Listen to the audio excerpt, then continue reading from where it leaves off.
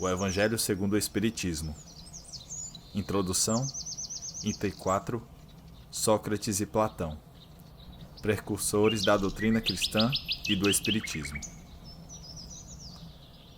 Em relação ao fato de Jesus ter conhecido a seita dos essênios, cometeríamos um erro ao concluir que dela tirou algum ensinamento e que, se tivesse vivido em outro lugar, teria adotado outros princípios.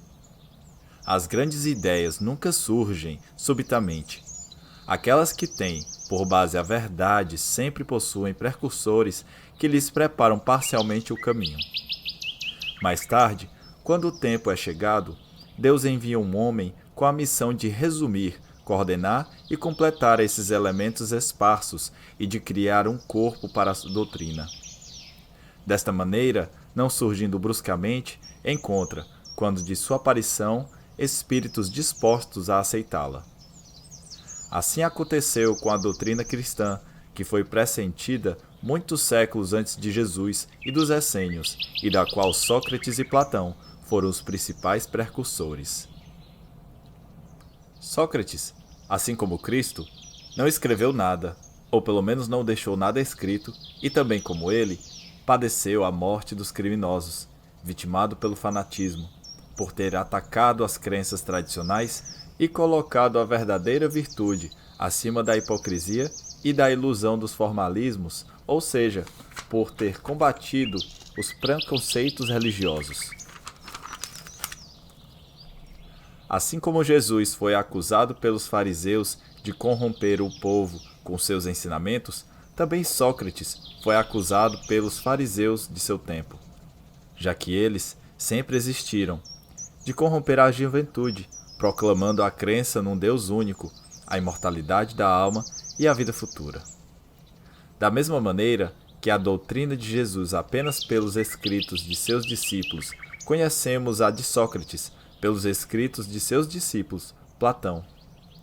Acreditamos ser útil resumir aqui os seus pontos mais importantes para mostrar sua concordância com os princípios do cristianismo.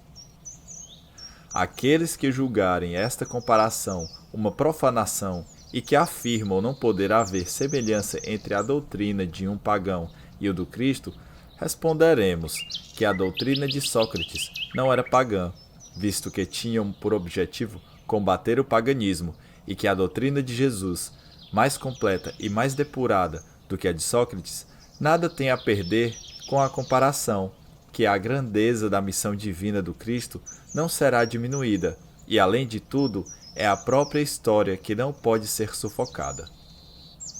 O homem chegou a um tempo em que a luz surge por si mesma, debaixo do alqueire.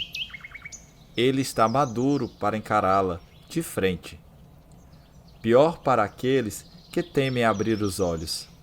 Chegou o tempo de a encarar amplamente as coisas do alto e não mais sob o ponto de vista mesquinho e acanhado dos interesses das seitas e das raças. Estas citações provarão, além disso, que como Sócrates e Platão pressentiram as ideias cristãs e encontram-se igualmente na sua doutrina os princípios fundamentais do Espiritismo.